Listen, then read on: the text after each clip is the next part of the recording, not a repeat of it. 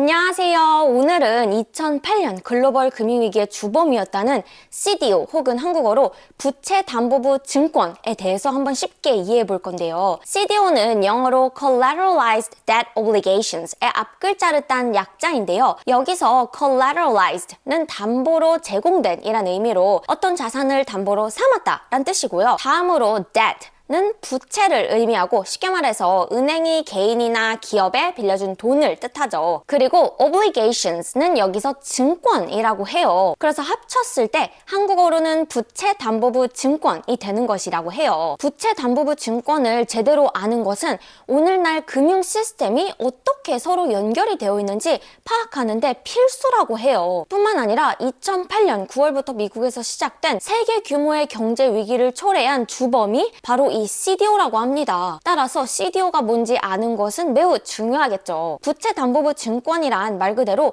부채를 담보로 만들어진 증권이라고 해요. 예를 들면 돈을 필요로 하는 정부와 같은 주체, 즉 채무자가 채권을 발행하거나 은행에서 대출을 받아서 빚을 지게 되면 이자를 내야 하고 만기가 되면 원금을 갚아야 하는데요. 그럼 투자은행들은 이 가운데 여러 가지 채권부터 주택담보대출과 같이 다양한 유형들의 부채를 섞어서 CDO라는 고위험, 고수익의 파생상품을 만들어 판매하는 것이라고 합니다. 그리고 CDO를 산 투자자는 CDO에 포함된 부채에서 나오는 이자와 원금 일부를 받게 되는 방식이고요. 그럼 CDO의 장점과 단점이 뭔지 궁금하잖아요. 먼저 CDO의 장점은 간단히 말해서 은행이 유동성, 즉 현금을 확보할 수 있는 점이 장점이라고 해요. 예시를 통해서 쉽게 알아보자면 한 은행이 1000명의 고객에게 1억 원씩 주택담보대출을 해주었다고 해볼게요. 그럼 이 은행의 입장에서는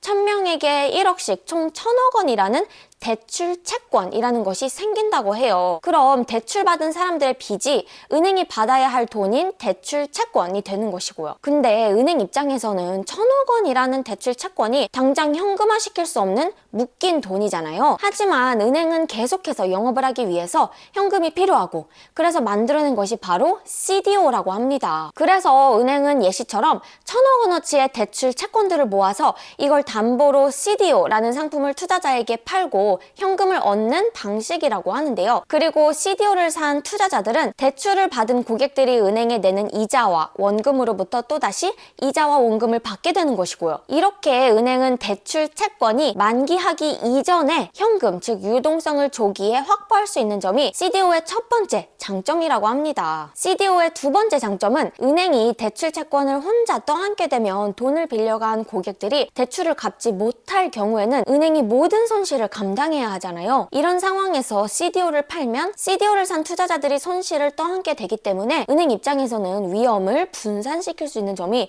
두 번째 장점이라고 해요. 그리고 투자자들 입장에서도 투자 선택지가 다양해지고요. 그럼 이제 CDO의 단점을 알아보아야 하는데요. 바로 앞의 예시처럼 주택시장이 좋을 때는 고객들이 주택담보대출을 잘 갚기 때문에 주택담보대출 채권을 담보로 판매한 CDO도 높은 수익을 낸다고 해요. 근데 주택 경기가 나빠지고 집값이 크게 하락하게 되면 고객들이 대출을 갚지 못하고 대출 채권을 담보로 한 CDO도 크게 손실을 입게 된다고 합니다. 이 경우가 바로 CDO가 글로벌 금융위기의 주범이 된 것인데요. 미국에서는 2000년대 초반 미국의 부동산 가격이 급등하면서 부동산 가격이 계속해서 오를 거라고 믿고 은행들이 신용등급이 낮은 사람들에게 주택담보대출을 무분별하게 늘렸다고 해요. 이게 바로 신용등급이 낮은 저신용자를 대상으로 주택 자금을 빌려주는 미국의 주택담보대출 상품인 서브프라임 모기지 혹은 영어로 서프라임 모기지를 뜻하는데요. 그러면서 이 서브프라임 모기지를 담보로 한 CDO가 지나치게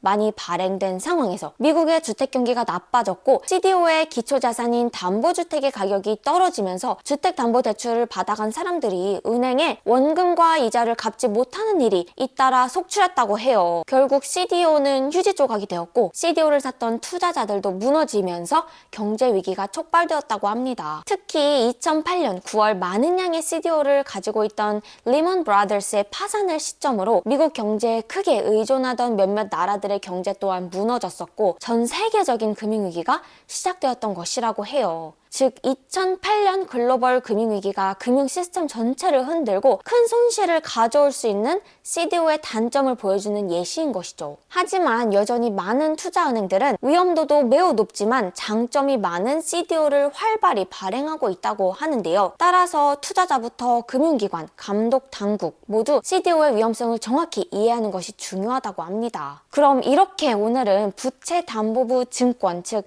CDO에 대해서 알아보았는데요. 오늘도 영상 봐주셔서 감사드리고 도움이 되셨다면 좋아요, 구독 잊지 마시고 그럼 빠이빠이.